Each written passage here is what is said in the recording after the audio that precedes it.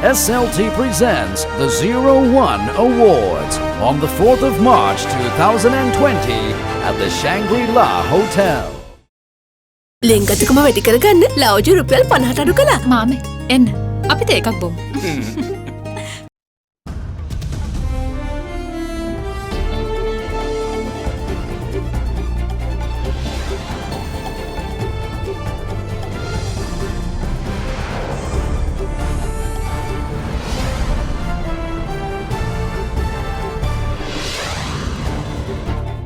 Tonight, final countdown. Following the end of Parliament's 4.5-year tenure, government sources tip President to announce dissolution of Parliament at midnight tomorrow, as per the 19th Amendment. Reading from the same script, ex-Foreign Minister Mangala Samaravira echoes disappointment in withdrawal from Resolution 40/1, but ex-UN diplomat says co-sponsorship unnecessary move. The foreign minister of the country decided to co-sponsor a resolution which the vast majority of the people of this country were opposed to. Scuttled plan. Police and Navy join forces to bust international heroin and ice smuggling ring. Swan dive. MP Ruwan Vijayawardena says that UNP at risk of losing elephant symbol if Swan given the thumbs up at working committee meeting today. All this and much more coming up on this Sunday, the 1st of March 2020. අනුහතට SMS කර රුපියල් මිලියන 3ක මුල්තැන්ගේ උපකරණ දිනාගෙන අවුරුද්දෙම කුස්සිය time save කරගන්න. From AdaDerana, this is AdaDerana First at 9. Live from Studio 24 in Colombo.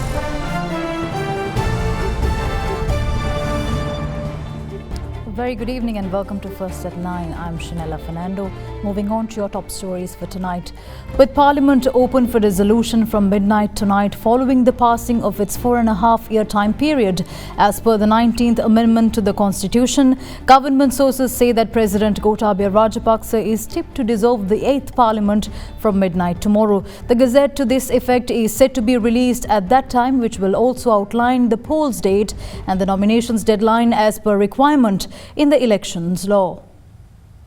The 5-year term of the 8th Parliament, which commenced on September 1st, 2015, including elected members of the parliamentary elections held on August 17, 2015, is due to expire in August this year. However, according to the 19th Amendment, the President has the power to dissolve Parliament after a period of just 4.5 years.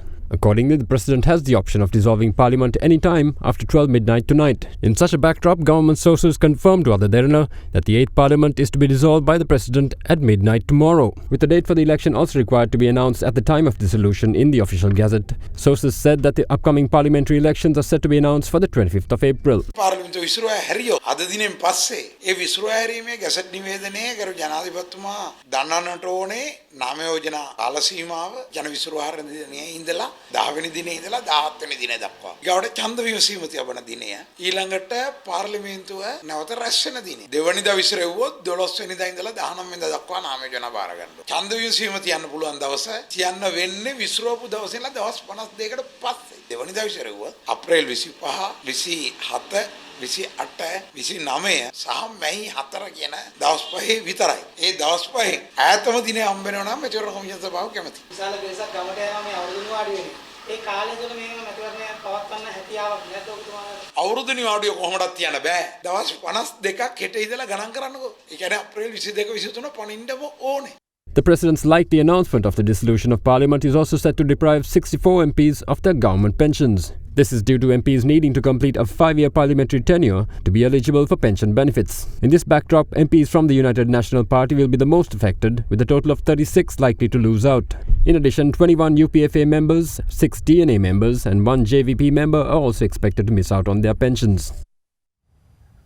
Former Minister of Foreign Relations Mangala Samaravira today released a statement expressing disappointment over the government's move to withdraw from the co-sponsorship of Resolution 40/1, saying that backtracking on the resolution conveys a clear signal to the world that Sri Lanka does not foster reconciliation, accountability or democracy. He also noted that although Sri Lanka withdrew from its co-sponsorship, the mandate of the resolution does not disappear, while adding that the Office of High Commissioner Commissioner for Human Rights will remain bound by the provisions of Resolution 40/1 and will have to continue to report to the Council even without Sri Lanka's cooperation. In the backdrop of the government withdrawing from the co-sponsorship of Resolution 40/1 of March 2019 on promoting reconciliation, accountability and human rights in Sri Lanka, which also incorporates and builds on preceding resolutions 30/1 of October 2015 and 34/1 of March 2017, former Minister of Foreign Relations Mangala Samaravira issued a statement reacting to the move.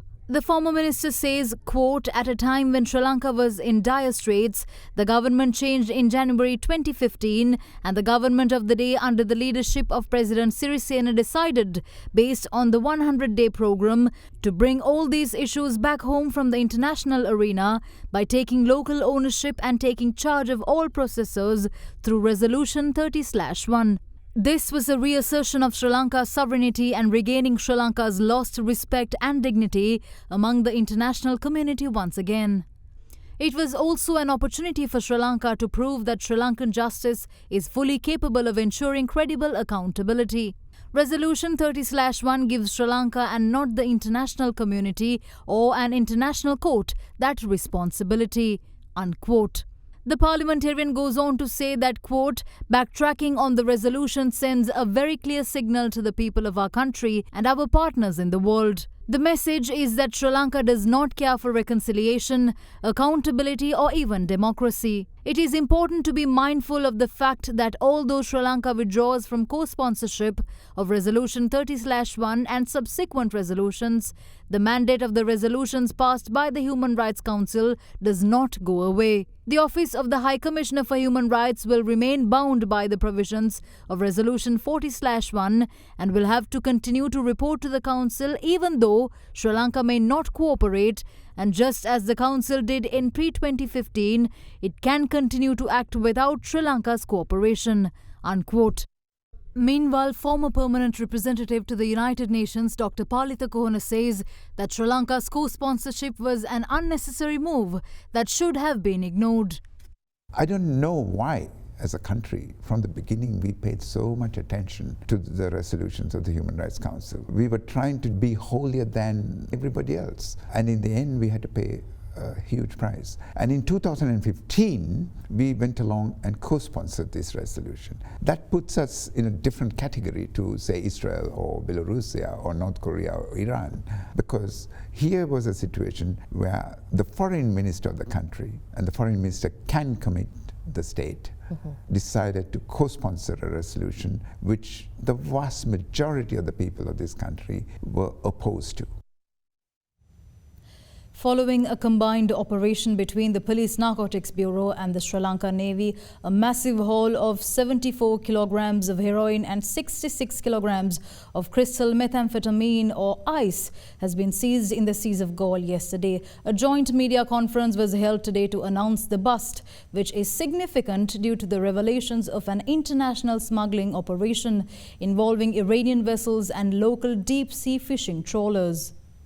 අපිට පුළුවන් වුණා අපේ රට මද්ද්‍රව්‍ය ව්‍යසනයෙන් වෙලාගෙන තිබෙන ප්‍රධාන මද්ද්‍රව්‍ය වර්ග දෙකක් වන හෙරොයින් සහ මේ වන විට ලෝකයේ ප්‍රචලිත ශ්‍රී ලංකාවේ ප්‍රචලිත වෙමින් පවතින අයිස් මද්ද්‍රව්‍ය විශාල ප්‍රමාණයක් අතරට ගන්න මේ මෙහෙයුම අවසන් නැහැ. අපි මේ වෙනකොට සැකකරුවන් 6 දෙනෙක් අතරට අරගෙන තියෙන මේ සිද්ධිය සම්බන්ධයෙන් ඊටු සියලුම සැකකරුවන් තවත් අවශ්‍ය කරන පුද්ගලයන් කීප දෙනෙක් ඉඳන් අපට තොරතුරු ලැබිලා තියෙනවා කීපෙනෙක් සම්බන්ධව මේ තව තියෙන විශේෂත්වය තමයි මේ මද්ද්‍රව්‍ය තොගය අපි අතර නොගත්තා නම් විශාල ජාවාරමක තොරතුරු අපිට අහිමි වෙලා යනවා. මේ අතර ගැනීම තුලින් විශාල දේශීය වශයෙන් සහ විදේශීය වශයෙන් සිටින ජාවාරම්කරුවන් කීප දෙනෙක් තොරතුරු ලැබිලා තියෙනවා. මෙහිදී මුලින්ම කරේ ඉරානයට අයත් බහුදින දීවර යාත්‍රාවකින් මේ මද්ද්‍රව්‍ය තොගය ලංකා මුහුණුසීමට රැගෙන ආවා. එතනදී තමයි මේක අපේ ශ්‍රී ලංකාවේ දීවර බෝට්ටුවෙන් ලබාගෙන තියෙන්නේ. මුලින්ම අපට ලැබුණ අවස්ථා දැන් කීපයක් ඒගොල්ලෝ දුන්නා. වරින් වර ඒගොල්ලෝ තාන වෙනස් කරා. ඒ අනුව අපේ සැලසුම අපි වෙනස් කරන්න සිද්ධ වුණා. අවසාන වශයෙන් මේක අපි අත්අඩංගුවට ගත්තේ කුඩායල ප්‍රදේශයේදී. සැක කරන මේ මද්ද්‍රව්‍ය තොගයේ සාමාන්‍යයෙන් පැමිණෙන්නේ ගොඩකල ඇෆ්ගනිස්තානයේ ඉඳලා. ඒක නම් මේක ප්‍රවාහනය කරන්නේ ඉරාන බෝට්. මේක ලොකු සන්දිස්ථානයක්. මොකද හෙරොයින් කිලෝග්‍රෑම් 74කට අධික ප්‍රමාණයක් සමග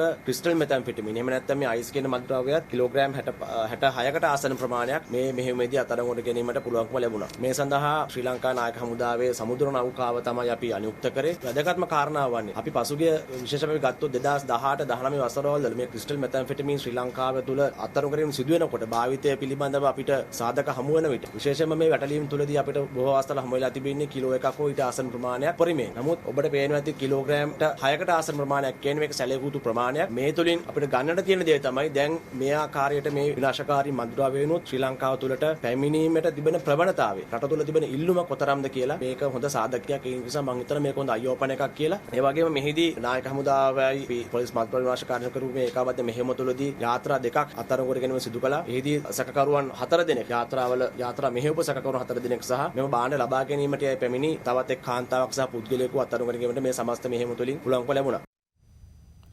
The cabinet approved increment of the daily wage of estate workers up to 1,000 rupees will come into effect from today. The relevant proposal received cabinet approval on 14th February. In his manifesto, President Gotabaya Rajapaksa pledged to pay the country's estate workers a minimum daily wage of 1,000 rupees. As the estate companies are entitled to tax concessions, fertilizer subsidies and other benefits already in place, the president also stated that those benefits should be extended to estate owners as well. Further, the measure was taken by the president and the government to avail opportunities for the workers to enjoy the perks of growth in the manufacturing and industrial sectors.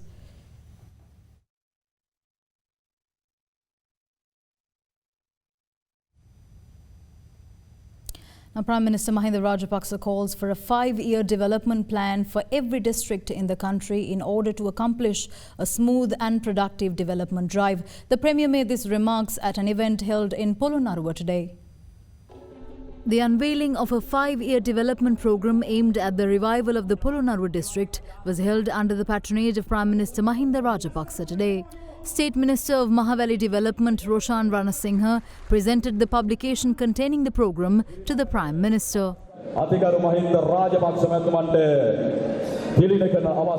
A notable absentee was former President Maithripala Sirisena, who was reportedly not invited for the event.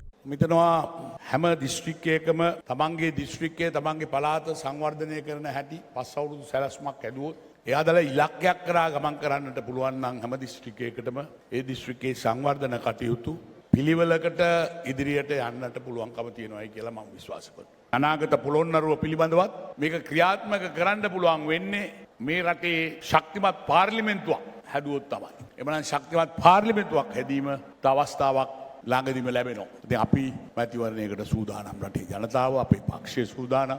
ඔබතුමා 2015 යනකොට එක ගුරුවරයෙක් හිග හිටියේ නෑ. ගුරුවරු 700ක් හිගයි. ආතිගරු ජනාධිපතිතුමාටත් ආතිගරු අග්‍රාමාත්‍යතුමාටත් පොළොන්නරුවේ ජනතාව නැගිටවන වැඩපිළිවෙල තමයි අපි අනාගත පොළොන්නරුව නමින් අද ඔබතුමාට ඉදිරිපත් කරන්නේ. Meanwhile, declaring open his election office in Polonnaruwa today, a visibly incensed ex-president Maithripala Sirisena rolled out plans on how he intends to deal with his current political competition in the Polonnaruwa district. දැන් මේ පහුගිය දවසක ඇවිදිනකොට මම හොඳ දර්ශනයක් දැක්කා. පරක්කම සමුද්‍රයේ දියකාවෝ ඉන්නවනේ හරියට. දියකාවෙක් ඇවිල්ලා මාළුවෙක් ඉන්න තැනට ඔහම ගහලා මාළුව අරගෙන ගලක් උඩට ගියා. ගලක් උඩට ගිහිල්ලා එයා කන්න පටන් ගත්තා විතරයි එක පාරටම දියකාව දන්නේ නැහැ. උකුස්සෙක් ආවා උඩ ඉඳලා උකුස්සෙක් ඇවිල්ලා දියකාවගේ කට හිටු මාළුවා මෙහෙම කරනකොට අරගෙන යන්න ගියා. ඉතින් ඒ වගේ මේ අපි ගහන ගැහිල්ල උකුස්සෝ ගහනවා වගේ තමයි ගහන්නේ.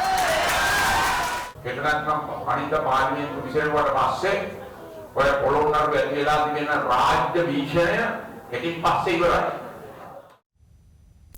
As scheduled, the working committee of the United National Party reconvened at the party headquarters Sirikota today to decide the symbol of the new alliance. Meanwhile, the inauguration ceremony of the newly formed alliance led by opposition leader Sajith Premadasa, the Samagi Jana Balawege, will take place at the Nelumpokuna Theatre tomorrow. Parties led by the United National Party representing the United National Front in the current parliament held a number of discussions to reach a consensus regarding a broader coalition to contest the looming general election. even though they agreed to contest the upcoming election under the Samagi Jana Balavegya banner led by opposition leader Sajith Premadasa. A decision with regard to the alliance's symbol wasn't made, with the decision swaying between the elephant and the swan. Accordingly, as scheduled, the working committee of the United National Party today convened at the party headquarters Sirikota to finalize the contesting symbol. Meanwhile, members of the UNP continued to weigh in on the matter during a number of occasions earlier today.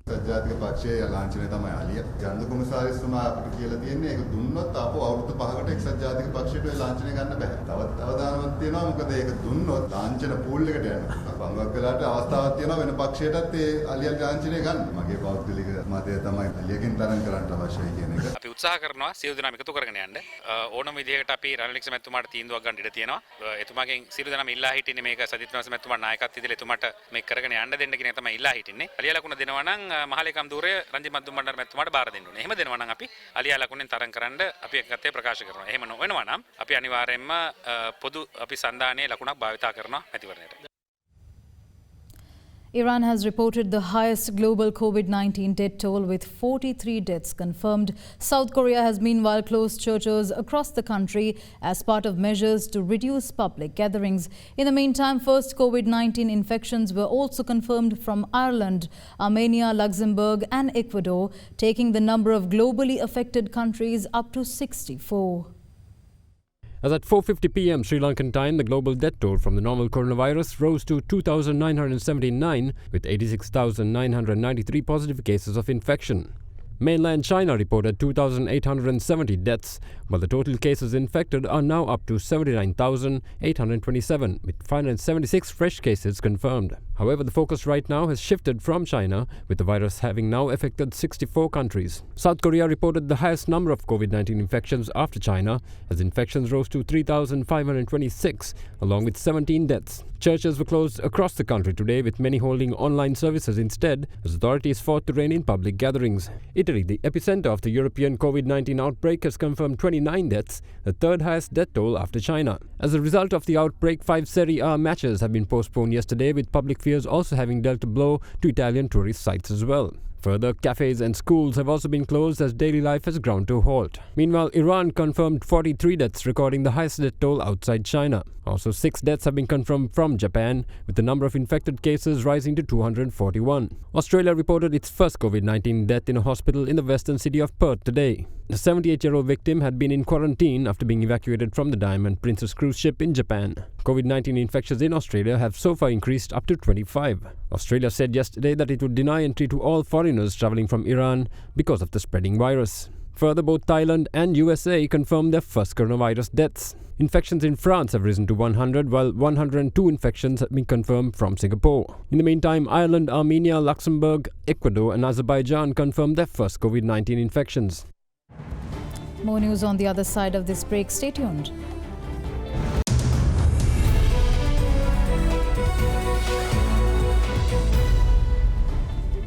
Welcome back. In your business news, central bank data reveals that foreigners have pulled out 11.4 billion rupees from the government securities such as treasury bills and bonds in the past week during the period from 19th to 26th February. This brings the value of government securities held by foreigners from 102.664 billion rupees to 91.240 billion during the period. However, the central bank in its latest monetary policy review noted that renewed foreign interest on the rupee-denominated government securities market has resulted in a net inflow during the year thus far, although the Colombo Stock Exchange witnessed a marginal net outflow of foreign investment from the secondary market during this period.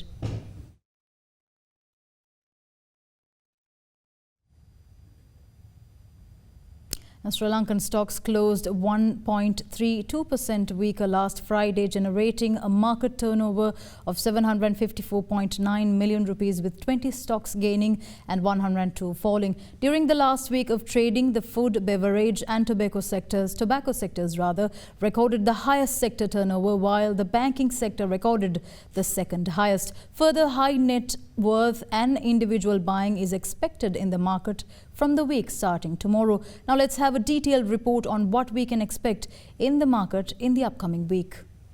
The market has been on downward trajectory during the week while recording low volumes and turnover as the coronavirus impacted the market. Bulk of the company results have come during this week and we can see an improvement in earnings compared to the previous quarter. With the reduction in commodity price in the market, we expect company results released to be positive in upcoming quarter and increase buying interest in the market. We expect high net worth and individual buying to improve in the coming days, which is likely to have a positive impact on the market.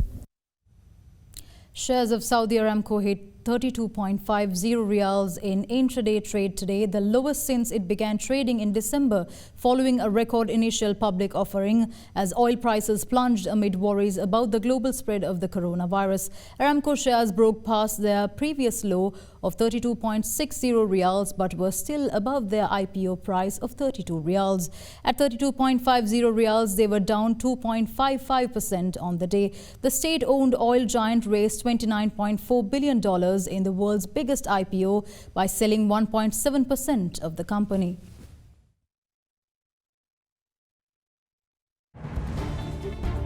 International and sports news on the other side of this break. Don't go away.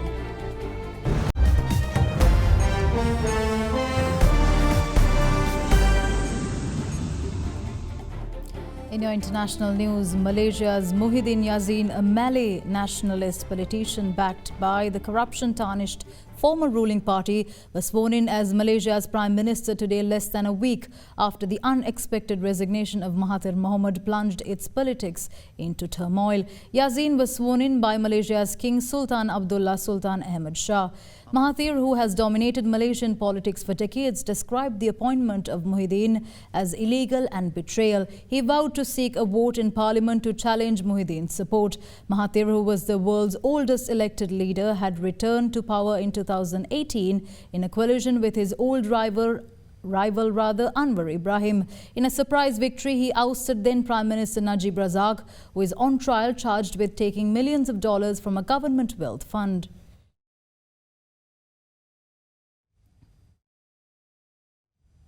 Former U.S. Vice President Joe Biden won decisively in South Carolina's primary, where voters chose which Democrat they want to be the party's candidate.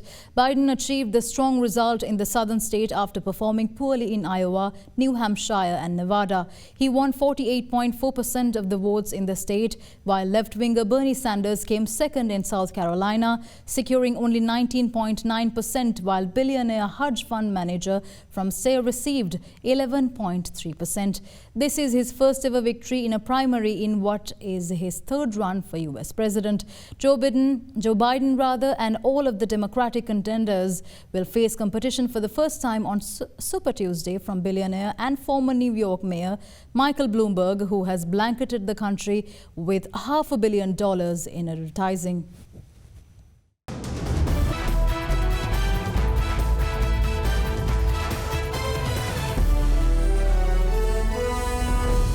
In tennis, world number one Novak Djokovic east-passed Greek Stefanos Tsitsipas 6-3, 6-4 to lift his fifth Dubai Tennis Championship title yesterday, extending his unbeaten start to the 2020 season. Both players...